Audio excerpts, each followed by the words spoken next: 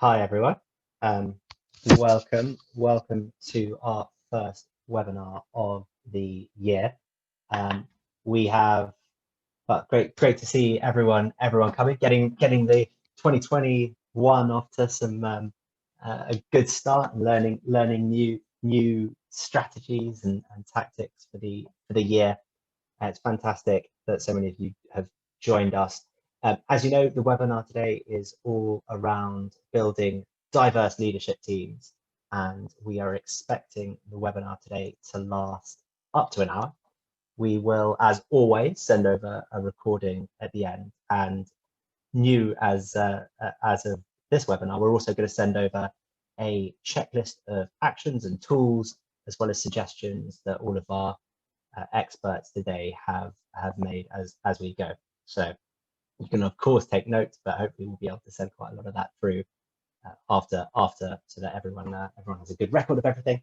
And now for our regular attendees, we're going to trial a bit of a different format to usual. So we're running the webinar as a Q&A. So please do put any questions that you have into the Q&A box, and we'll make sure that we get to them as we go. All of that makes it more important than ever to fill in our feedback form that Frankie will be sending round after the webinar. Really want to know if this new format has landed well, and make sure that you're getting as much of this out as you do out of our other ones. Anyway, let's move on. So today we are lucky enough to be joined by two experts, each with their own perspective on this really important topic. We've got Naomi Barton, who's a principal at Savannah Group. They are an executive search and interim management firm and specializing in C-level and board appointments. They've got experience, I hope I'm right with all this, Naomi, but experience working with FTSE 100, FTSE 250, private equity-backed companies, and they've also got a really impressive track record all over the world. And from reports from people I've spoken to at the business, Naomi is one of the go-to experts on diverse search, and she's joined us today to provide us with an overview of what they've seen work and what they've seen fail in different companies as well. So welcome, Naomi. Our other speaker today is Khyati Sundaram, who is the CEO of Applied. Applied are a cutting-edge recruitment technology business that seeks to remove bias from the assessment process. Now, as well as that, they're building their own executive team at the moment. And so that's going to be a really valuable perspective coming in from Khyati. And we know Applied really well. We work with them as their implementation partner across a number of our different talent partnerships.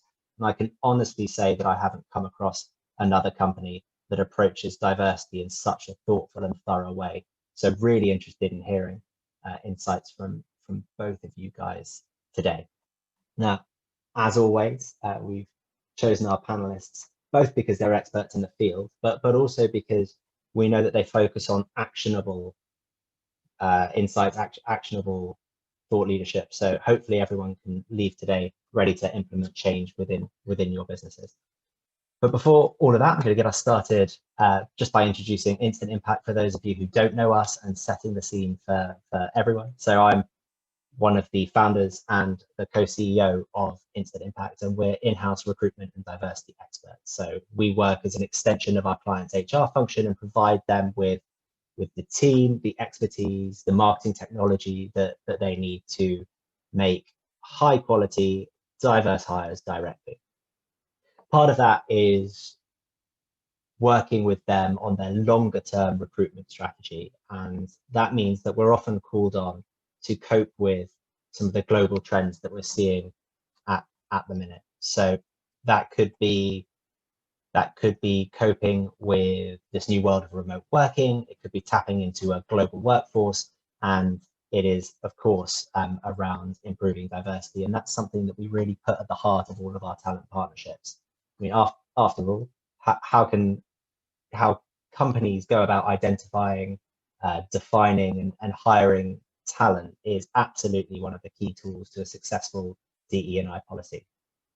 So when building our diversity-centric recruitment strategies, we cover everything from where we source candidates and how we assess them, all the way through to making sure that everyone included in the recruitment process understands the importance of diversity, as well as how bias can affect their decision making. And one of the trickier elements that we face is this question of executive and board level diversity. And before launching into our Q&A, I'm just going to quickly talk through why we selected this topic today. And we all know how compelling the moral case is for diversity in your leadership team, but you may not know that the business case is just as strong. So McKinsey's report, Diversity Matters, published way back now in 2015 for the first time, they found that the more diverse an organization's leadership is, the better the business performs. And companies in the top quartile of ethnic diversity are 35% more likely to have financial returns above the national industry median in their industry. Companies, just further than that, companies in the UK with a 10% higher gender and ethnic diversity in management had EBIT or profit that was 5.8% higher than average. Why? Because companies that are more diverse are able to attract and win top talent, to understand their customers better, win more business, and make better decisions. So, of course, you'd expect when you look at the stats that companies would be bending over backwards to build diverse leadership teams, and that would be reflected in the makeup of boards. But unfortunately, the reality is a far cry from that. The more senior in an industry you get, the less diverse it tends to be. So 3.3% of FTSE 100 chair CEOs and CFOs are from a BAME background, and that number really hasn't improved since 2014. And then ethnic minority representation in the top 20 most senior roles has actually dropped from 8.8% in 2018 to 7.4% in 2019.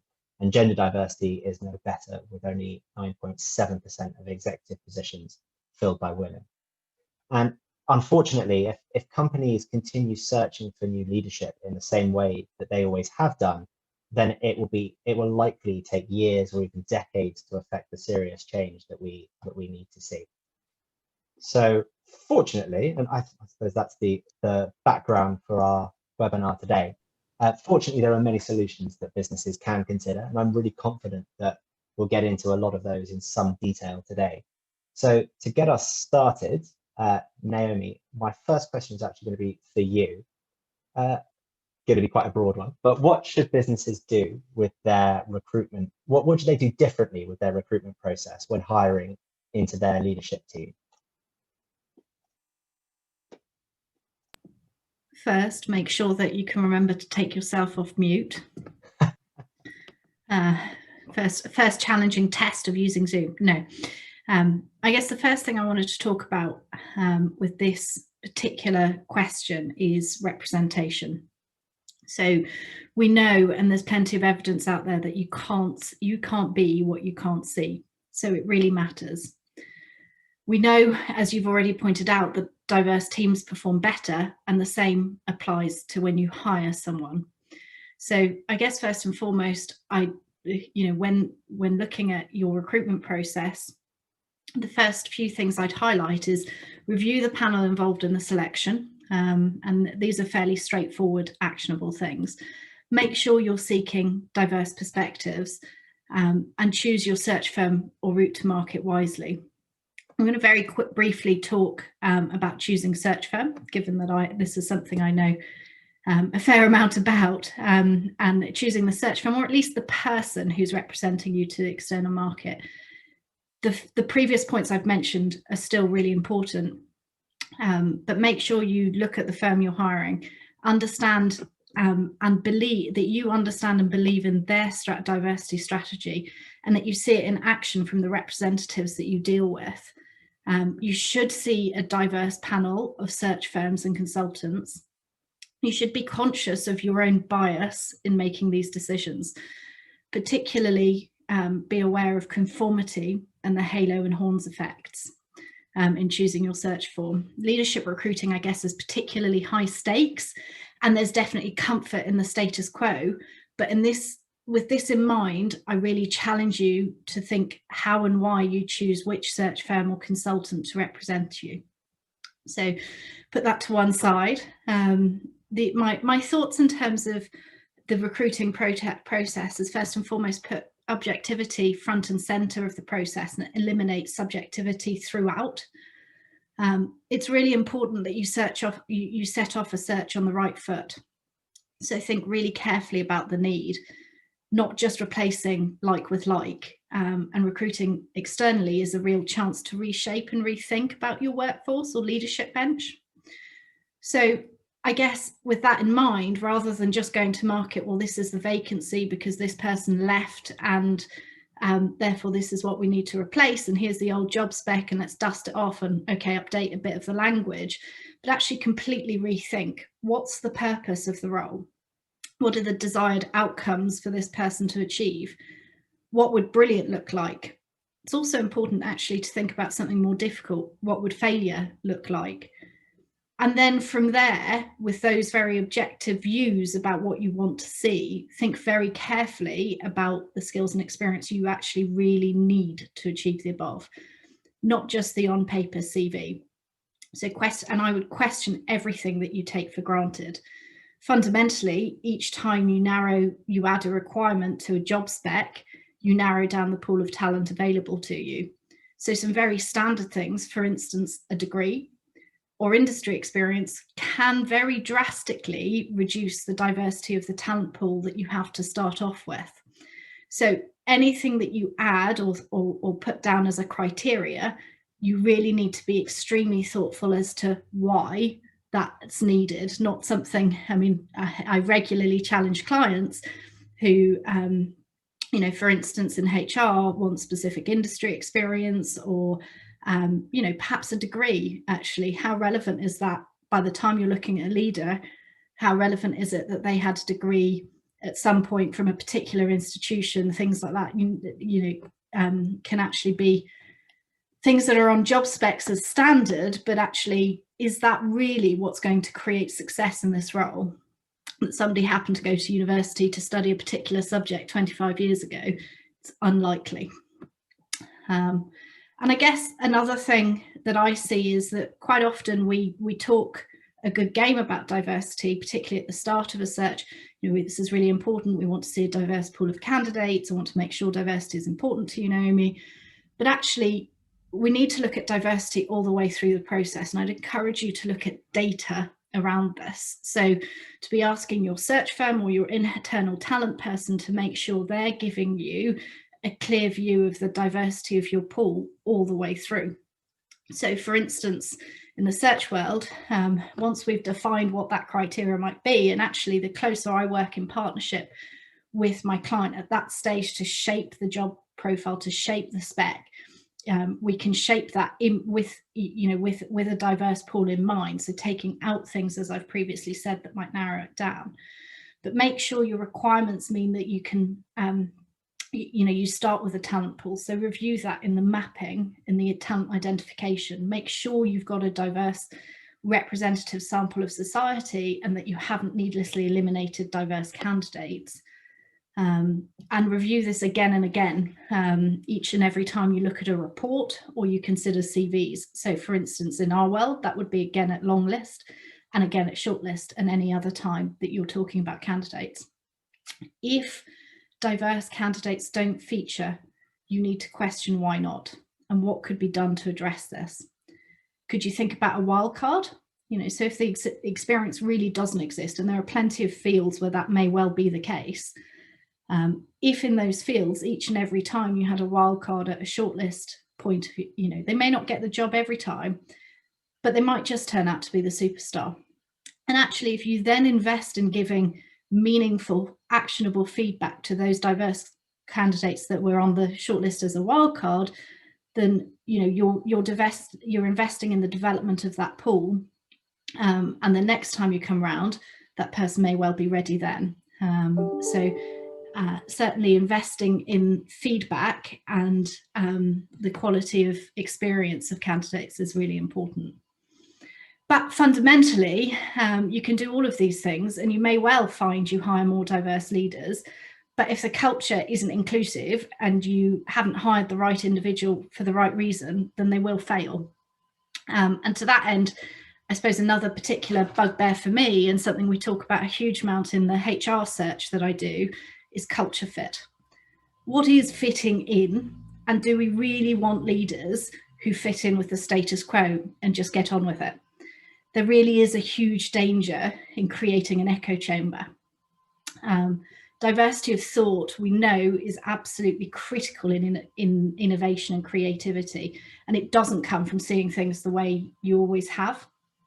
So I'd encourage, instead of talking about culture fit, and when you do talk about culture fit, which almost always comes with those, to think more broadly, so to think about character and values fit. So again, we start to think about more objective things rather than just a sort of woolly sense of they just didn't fit. I just don't think they'll fit in. Look at how the individual does things and who they really are as a person. And if you find yourself thinking they just don't feel like the right fit, I challenge you to really seriously think about why and consider your own bias in those decision makings. One of the things that I would encourage my clients to think about is actually, and I think some of the best people I work with do this, they think about culture add. So actually what dynamic or what is somebody going to bring to a team and add to the cultural dynamic of the team and firm. We've already identified that you don't want to create an army of the same people doing the same thing in the same ways, and we know that diversity is critical. So actually, thinking about, well, what's the culture today, and what will this person bring to that? What will they add, and how will they challenge that? Could be a really valuable takeaway for somebody to think about in terms of the feedback or decision making. And in general, I think particularly when you get that sort of gut feeling, really question that, make sure and verify and question your own bias, particularly when making those judgments on a more subjective basis. So seek other people's opinions.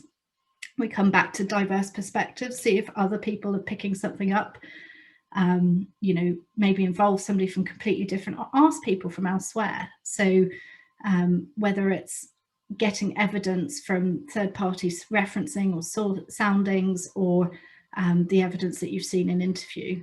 But again, think about turning that into objective feedback or objective data. Hopefully that's kind of addressed some of the key things, Felix, you asked me to look at in terms of the first, my initial thoughts or shaping the start of this discussion. Absolutely, and really comprehensive ideas across the recruitment process. I was wondering, actually, just before, just to ask a follow-up question. I'm really interested in this concept of a wild card at interview. Now, obviously, I would imagine most of your clients would want certain things to align to the job requirement. But how do you go about speaking with your hiring manager, with the department head, or whoever it is that you're working with, and saying, well, I'd like to put in a wild card. Where are the points of flex that you usually suggest? Where are the points that they have to stick with?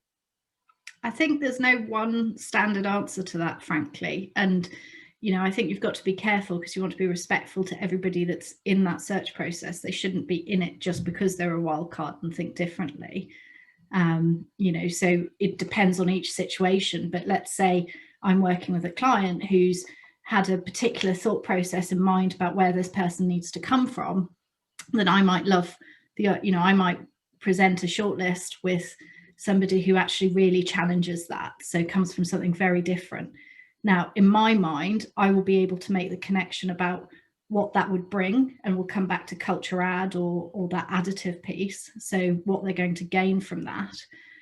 And nobody should be on a shortlist that isn't there and isn't, wouldn't do brilliantly in the job, or we're just setting them up for failure. But my view of that is more about thinking, how do we actually challenge some of the thought process about the standard of whatever it happens to be. And so, as I say, each and every situation would be different in terms of what's really relevant, fair and appropriate. But definitely You know, I challenge you to ask for a wildcard if somebody's not producing it for you. You know, quite often we can work with people who see things like we see them. So, you know, thinking about interviewing somebody who is a bit outside the box, background, life experiences, where they've lived and worked, you know, who knows? It could be a whole list of things depending on what the particular search is. Yeah, plus I guess that's another way of getting the most value out of your search agency, right? In that, you know, people are always asking, how do I make sure I maximize the value? But a big part of that could well be, or sounds, and I completely agree with you, is challenge my assumptions around this role. Don't just, you know, execute the strategy I say, but really push me. I think that's really interesting. So Kiati, I'm gonna ask you, I wonder whether you have, how you guys applied or approaching your current building of your executive team, and then also any sort of lessons that you've picked up from what you've done so far and what you've done in the past. Sure, thanks Felix, and thanks Naomi. I think there's considerable alignment between what Naomi said and what we do at Applied. Of course, our bread and butter is behavioral science-led recruitment. So when we are building teams, we are looking at diversity front and center, especially at leadership levels. And I think there are two common things that most companies or HR teams either miss or need to think of. And first is the need for new assessment tools because of the vast amounts of unconscious bias at play in the status quo, right? And we'll get to that. And the second is need for new structures and data processes to systematize best hiring across organizations. And a lot of that has already been covered by Naomi. But at Applied, we are quite fortunate by having some great processes and a data-driven approach. We've been able to hire quite a diverse leadership team. So within Applied, our board of directors is 60% female, which is off the charts, and 20% people of color, which is also not the norm. And our exec team, by which I mean our C-suite, is 66% female and intersectional. And we've been able to do all of this just by making sure we are very data-driven and we're using the best available behavioral science tools out there. And if you expand that to our customers, we've also been able to help hire 2 to 4 times more ethnic minorities in STEM compared to the UK average, and 1.5 times women in tech jobs, which is counter-stereotypical. So I'd like to share some of the findings that may throw some light on most of the hiring systems. I would say 95% of our hiring systems out there are defective. And apologies to any HR specialists here who disagree with me. Hopefully I can change your mind by the end of it. So let's start with the first problem, having tools which let unconscious bias play their part. If I just take a step back to explain unconscious bias, perhaps for this audience, some of you may have already come across it, but bias is triggered when we use our system 1 brain. So we have 2 parts to the brain, system 1, which is the fast thinking, instinctive part of our brain, and system 2, the slower, more logical part. So think of an example. How many times have you driven from your home to your office without realizing that you're there? That's system 1 thinking. It's automatic decisions. Now, if you look at most hiring decisions to bring in people into interviews, a hiring team is spending 6 to 10 seconds on a CV or a LinkedIn profile. And you can decide for yourself which part of the brain is being used at that point. Is it system 1 or system 2? Of course, it is system 1. It is the automatic thinking. And there's mountains of evidence and years of research, in fact, decades of research, that proves that we are all bad judges of humans. However good we think we are in fact very bad judges of humans. And that is why Applied was created, to bridge the gap between what organizations are currently doing, what status quo exists, and what research suggests we should be doing. So we at Applied take a very human-first approach to hiring, because we don't want people to be hired because, oh, I look at the CV and they went to the same school as my aunt, so they must be good because I love my aunt. Or people to be left out because that's so silly. They like bird watching. They must be boring and I can't hang out with them in the pub. And that's the kind of decisions that your brain makes when you're looking at CVs. And there's nothing that you can do to train your brain out of those decisions because these are very ingrained in our brains. So the biggest change you could do is actually test on what matters. And every piece of information that sits on a CV or a LinkedIn profile is, in the best of times, adding noise, i.e. it's not relevant. So where you went to school, what's your name, what your picture looks like on the LinkedIn profile should not matter. And in the worst of times, those pieces of information add bias. So if someone can't pronounce my name, they might not be inclined to call me for interview. And these are things that are happening in the real world. And especially if you look at HR teams that have to take account of really tough times, especially in COVID, where you had lots of applications for the same job. Everyone is under pressure. All applicants become numbers on a spreadsheet or bums on seats. And what that means is, naturally, there is a disproportionate impact on the non-dominant group, which is all of the ethnic minorities. Now, I've talked about dissing CVs because it's either not predictive or adds to the bias. But if we move away from CVs, which we've got used to as cuddly blankets for decades and millennia, what do we replace it with? And here's when we need data-driven systems that diagnose and predict for us whether our hiring process works, whether or not what we are testing on works. And this goes to my second point I made right at the beginning. What structures do you need in place? At Applied, we systematize hiring for skills. So we believe all of the information that sits on a CV is not relevant, doesn't tell you whether the person will be good for the job. And what it does is it forces you to look for a person that fits the mold or looks the part. And therefore we say, don't use the CVs because that is what your brain will do. Instead, test on skills, test on values, and test on mission alignment, as Naomi mentioned. And this has a double benefit.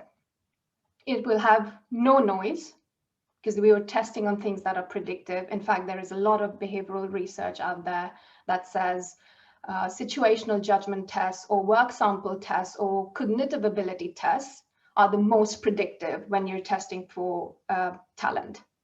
And that's what we advise using, and that's what we internally use as well. And then the second benefit, of course, is there is less chance of bias to creep in at every stage. Because as we know, it's very hard for us humans to sit in a half an hour or half a day training program and say, I'm suddenly de-biased. That will never work. And we've had billions being spent over the last few decades on unconscious bias training, and there's no evidence that that works. And therefore, we need to be aware of that, but at the same time, design processes that will help us take guardrail decisions. But all of this has to go hand in hand with being more forensic about data. Do you have data processes that can tell you, for example, are you getting more women applications from Twitter than LinkedIn? Do you have processes that tell you what happens when you use a certain skill assessments on Black women, and do they drop out from the process? And we are very granular and very forensic about what kinds of data pieces we include throughout the hiring process and what we expose to all of the hiring managers throughout the process. And you need to make sure, once you have the data, that is your first baseline. Are you then going back and iterating on it? Because we have to iterate and make them so that they have minimal adverse impact against minority groups. And the first time you do this, you'll probably see Black women or brown women falling out of the process. And that is natural because we've just got used to certain biases that will creep in inadvertently with the best of our intentions. And we want to help people to avoid that. And I'd like to share some of the biases that come in with my personal experience. It might give you a different perspective on the same problem. So my surname is Sundaram. I would need to send 50 to 70% more CVs compared to an Anglo-Saxon name in the UK. This is proven by behavioral science. My surname also happens to start with an S, which is towards the end of the alphabet. And behavioral science tells us there are serious ordering effects. So if I send out my CV, it would most likely land at the bottom of an alphabetized pile, and I would likely land on a recruiter's table at 5 p.m. on a Friday and be scored harshly. And so when I was applying for jobs, especially at senior leadership levels, I must have sent out hundreds of CVs. They all went into a black hole. And at the end of the black hole, maybe 2 people found that CV, and I got 2 responses, but only from 2 after sending hundreds of CVs. And this is not to say I wasn't qualified for the job. I am in a leadership position now, so hopefully I would like to say that I'm doing the right things. But my experience is not singular. This is invoked in all of the data we have across. We've now had 300,000 job applications through Applied. And it is always the non-dominant group that gets disproportionately impacted. So it's very important to bear that in mind. We've talked about being aware of our biases, but we can't just say, I'm aware of my biases and therefore I'm not biased.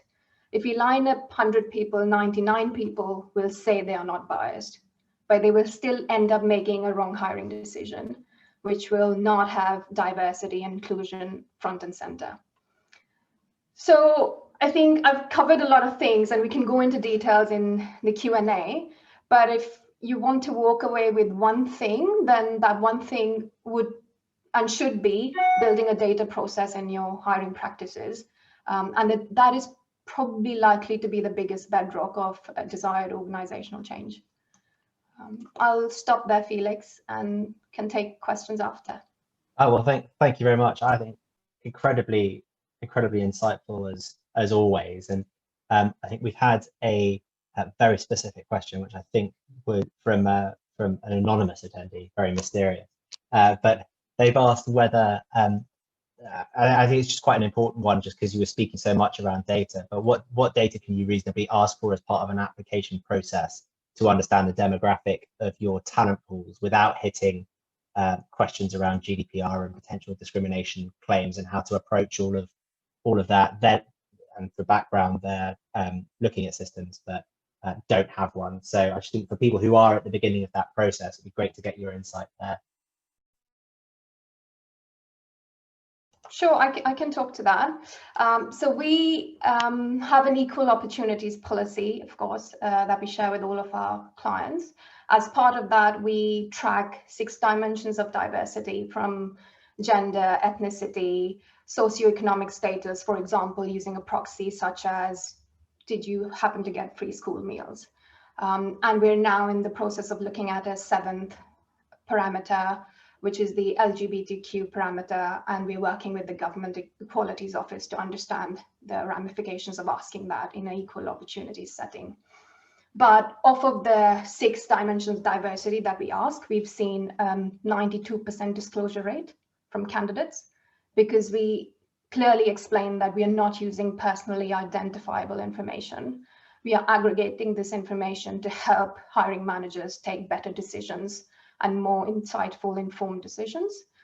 So that's been well received on our end and also from our clients.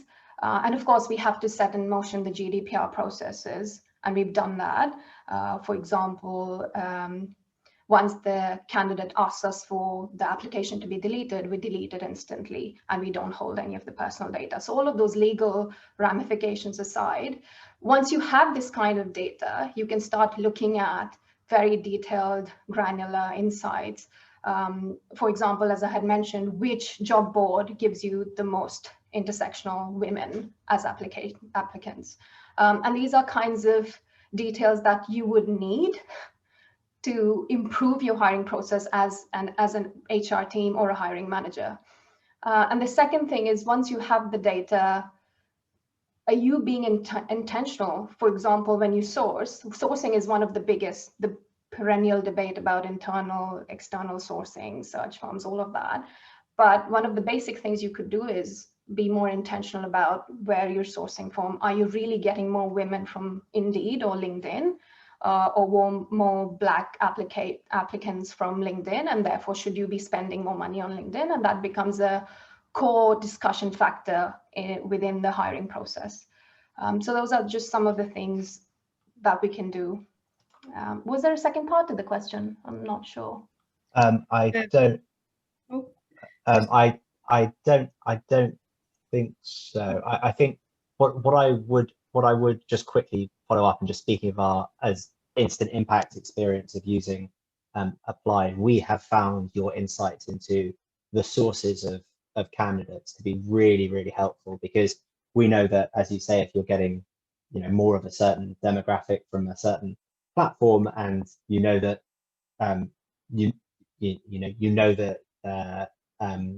if you want to improve or increase the diversity of candidates that you get in pipeline, it just makes it way easier when you've got the data. It just makes it so much easier to focus your efforts on different sources if you need to, or to iterate and improve as you go. So I'd absolutely echo what Kiati said there, which is that data, and Naomi said earlier, I have to admit as well, which is data is absolutely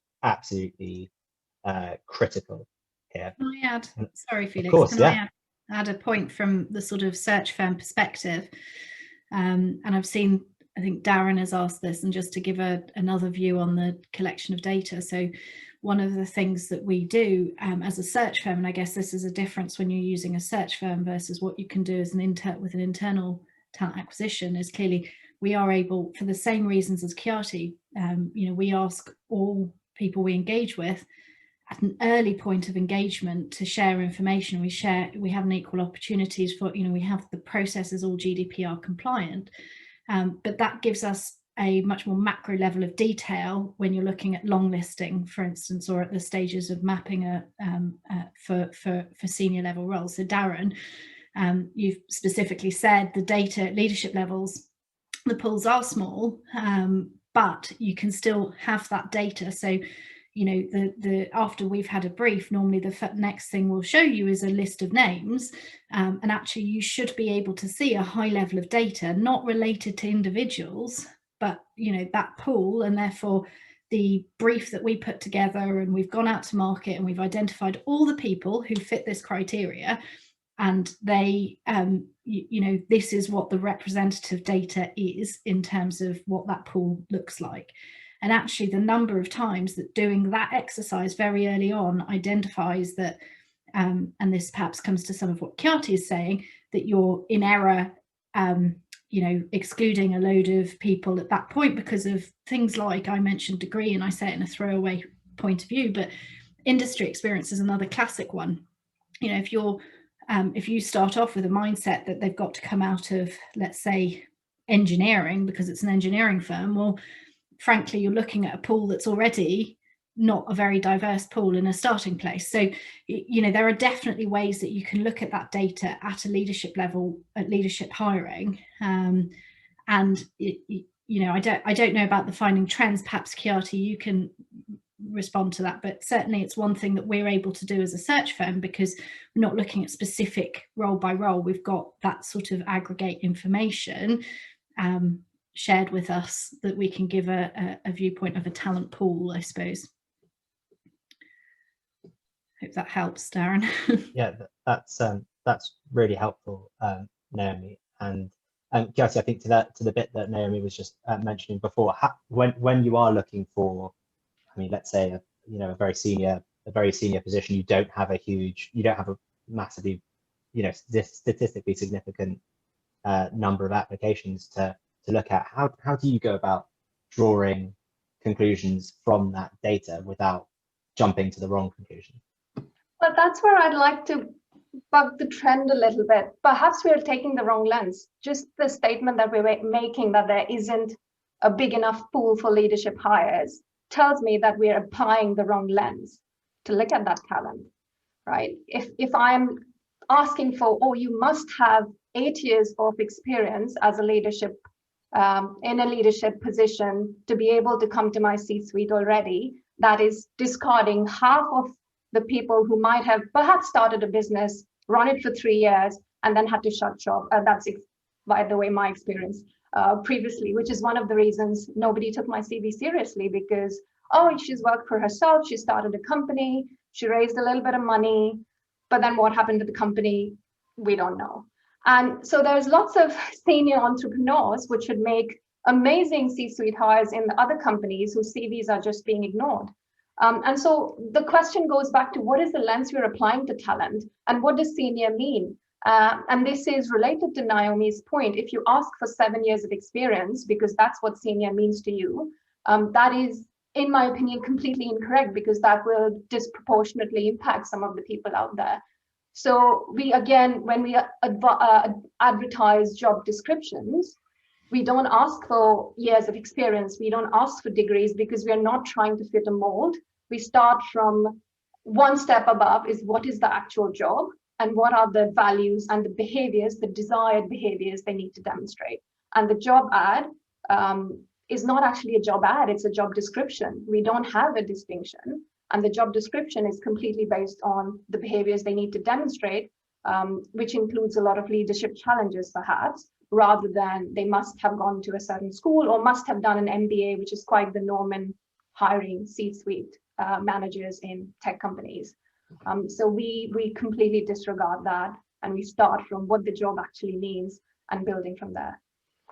It's so interesting, and absolutely, I think bang on to with our company ethos as well, which is, and it's going to come into a question that I'm going to pull out and slightly shoehorn in here, which is again from an anonymous question, but basically around what the best practice tips are on getting buy-in from C-suite teams and challenge their diversity around placing a priority on diverse hires. And what I'd say, just before throwing it out to Naomi and Kyati, is it's all about achieving this sort of mindset shift away from the main indicator for someone being able to do the job that you want them to be able to do is for them having done it before. And actually it's a more predictive process if you focus on whether they have the skills to do the role in the future than whether they've had the experience of doing it in the past. And the best way you can get buy-in from your C-suite teams, forget the business case that we went in before with McKinsey, because that's been there for 6 years and that hasn't worked. Forget the fact that a lot of public sector businesses, a lot of FTSE 100 businesses are starting to put having a diverse team on their tenders, right? Because that's all hacks to get to the end of it. The most important thing in my perspective is that by adopting the best practice methodology around hiring and assessing diverse talent, you're going to hire better people and they will do a better job in your organization. That's the argument. The argument is that all of these things around bias, what we're not saying that well, you could say it in the way you're saying, oh, well, this promotes the, this is more likely to get a white man at the end of in the role at the end of the day. But I think the best way of approaching it is if we use CVs and this unstructured interview and we don't use cognitive testing, we're going to end up with someone that may well not be the best person in the role. And I think that's at the core of everything we say at Instant Impact. I don't know what you think to that, Naomi. Yeah, I think data, what you've mentioned there is data to a certain extent, which will be music to Kyati's ears, is important. I think,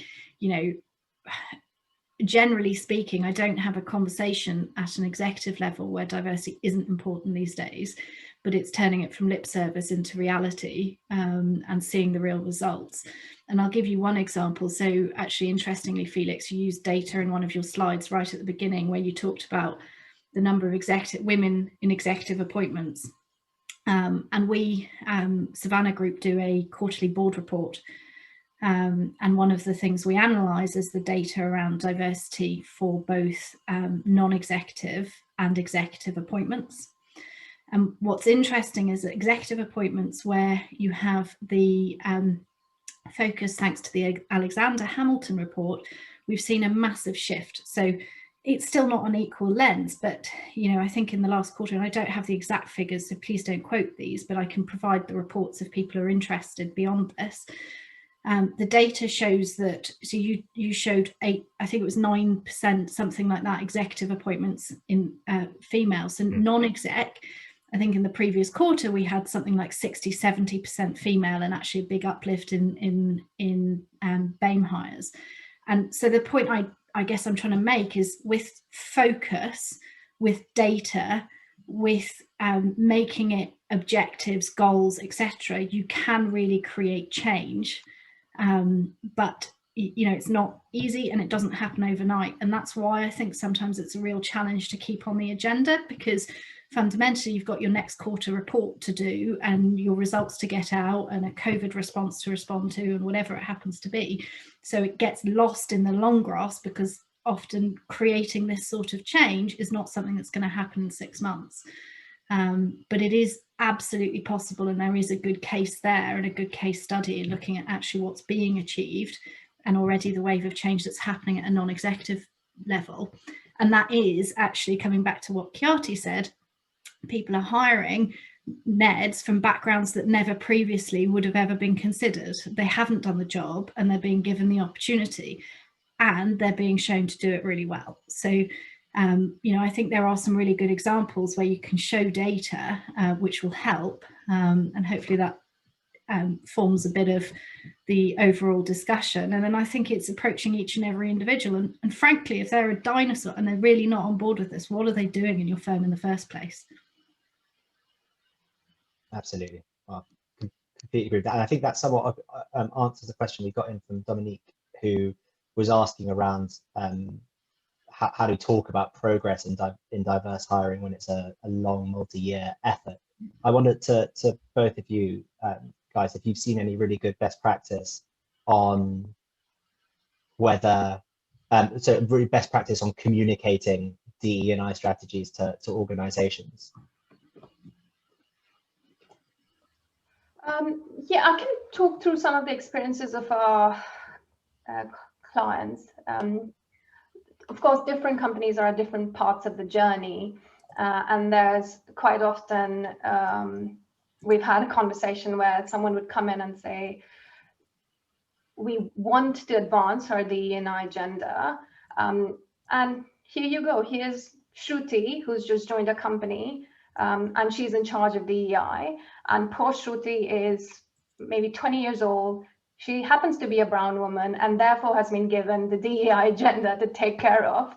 And that risks, I think then DEI becomes a sidebar, and the communication sort of fizzles out because it doesn't reach the highest echelons of the company. So I think it's related to what Naomi said. Like, I think we need to be very careful that DEI is not a sidebar, and it's treated as a culture renovation.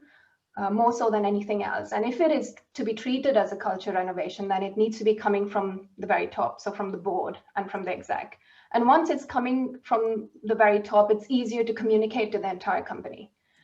So that would be one of the things I've seen in practice, because you could say you have a head of D&I, and which is precisely why we don't have a head of D&I at Applied. And I'm strictly against that, because that would mean that the communication is not widely available in the company, and perhaps it doesn't have the backing of the senior managers of the company.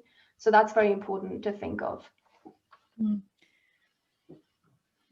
Can I come back? Sorry, Felix, I've just seen a question that Darren has asked about diversity with search firms and choosing diversity with search firms.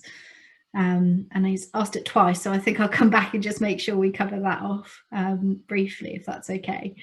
Yeah, absolutely. I'm drowning in questions a little bit, so feel free to pick up ones that I missed. Cool. So, you know, look, I think I'd start with making sure that you really understand the firm's approach. So do they have a diversity strategy or not? What do you find when you go and look at their website? Look at their leadership team. You know, look, before I go and have a pitch with a client, I look at their board, what their makeup is. You know, what do their people, you know, what sort of feel do you get?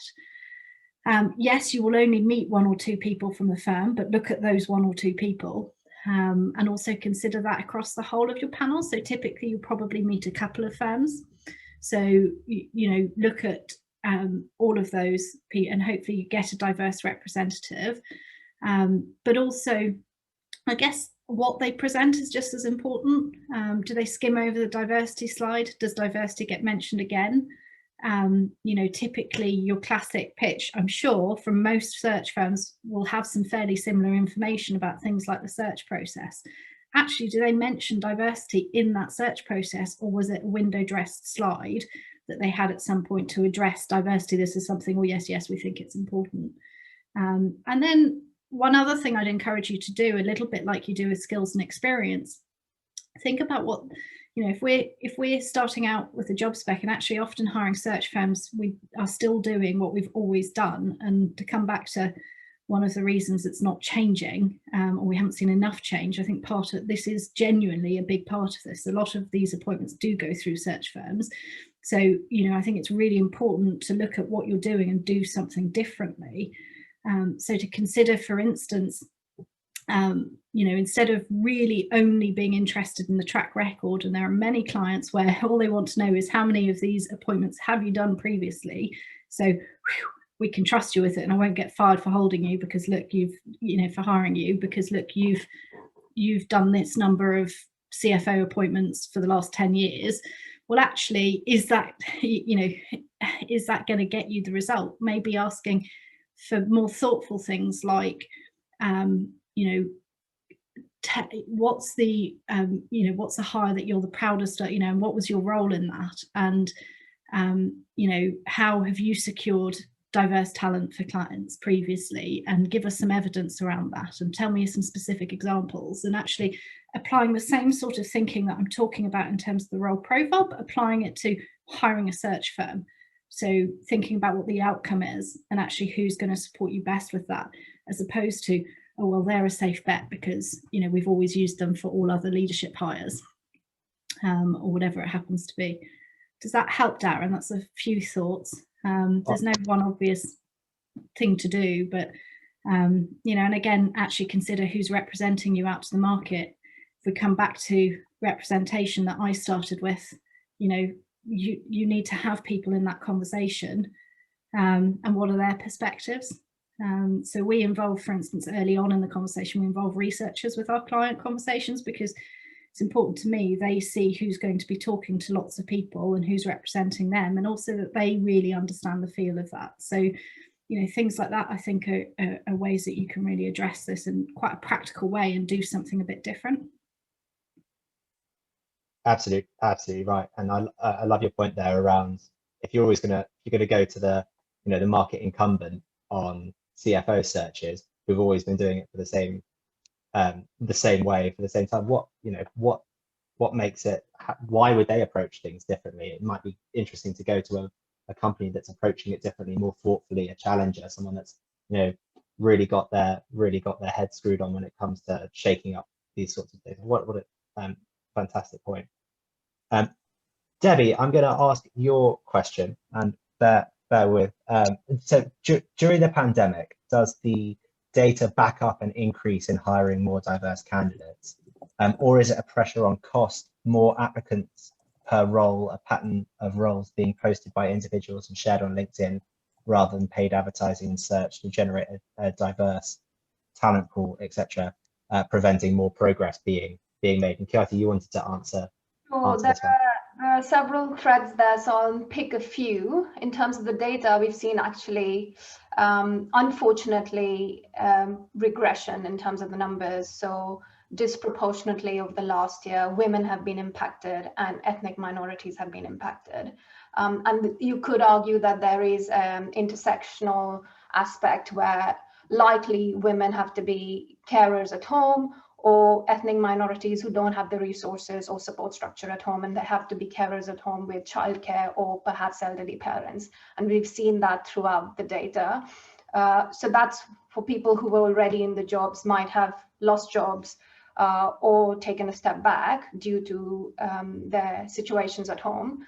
But when it comes to hiring new jobs with people, we also saw in our data that there has been immense pressure on hiring teams.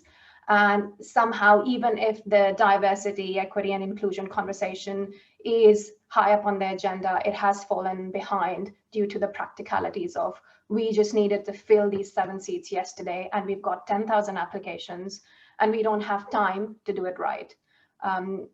And my request to our clients as this happens and we talk to people is, maybe this is precisely the time where we can take a step back. And if you don't have strategies in place, think of rebuilding and retooling your entire team before you do your next spurt of hire. But that's what the data has shown us. There's a second part to the question, which is related to sharing on LinkedIn rather than paid search, etc. And I think this goes to the conversation of, how do you actually source when you source inbound versus outbound? And that will be the debate forever, for centuries. When you do outbound, which is either through search firms or through LinkedIn, as Naomi has said, you have to be very conscious about what your objective is and goals are.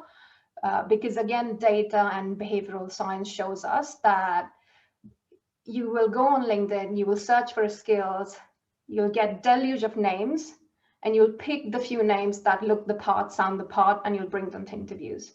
And there will be disproportionate impact, and a lot of the progress made would have been eroded by that time. So in that case, I would advise either use search firms who are specialists like Naomi, or revert to inbound processing and sourcing, which is what we do, which is, how do you write better job descriptions? And I'm not talking of job adverts, but actual job descriptions that are meaty and tell the candidate what the role is going to be. And we have a tool that helps you write more inclusive job descriptions. And we've used that across our clients, and we've been able to see that if you use that to write job descriptions, you're 1.4 times more likely to hire women and intersectional people. And this, it's not rocket science, it's a lot of basic things. For example, don't add 20 things to the criteria list, because we know that women will only apply to the jobs if they meet all of those 20 things, and men will apply to the job even if they meet 2 of those 20 things. And therefore, you will automatically have a lot of male applications and not enough female applications. And so our tool takes into account a lot of those kinds of nudges. There's also the concept of gendered words in research, which tells us that men and women associate different genders to certain words. And therefore, if a job description is written in heavily masculine words, it deters women from applying. And so there's lots of research like that, which you can build in. You don't have to use a tool such as ourselves. You could try and build in, and I'm happy to send out research to people who are interested to read, and perhaps you can build that into your processes as well. Well, thank you so much. And I'm really sorry to say, because I feel like we're still right in the swing of things, but going to have to wind us down today. Thank you both so much for joining us today, and for, as always, providing really insightful and thoughtful insights into this topic. As I promised at the beginning, we'll be sending around the recording. We'll be sending through a tick action list of things that you can do, of the ideas that we've heard, the tools that we've talked about today. We've got some follow-up information that Naomi's sending around, and Kiati's going to send us as well, which we'll include in the email. Thanks for joining. Please do join us at one of our webinars that we've got coming up. We're doing a follow-up from this specific to the investment management industry. Next week, on the 10th of February, we're doing something on global mobility and ultra flexible working, which is all around the sort of accidental global workforce that many of us have ended up with, and how we can make the most out of everything. And then finally, on the 17th of February, we're talking about how to empower working parents in the workplace. I think Kiati mentioned rightly, and particularly women have been taken on a whole new burden around childcare and caring more generally, and just thinking around some of the lessons that we've learned from the last year, not just for working mothers, but fathers as well, and what businesses can be doing to do that. But that's it. Thank you all so much, and have a fantastic week. Bye. Thanks, everyone.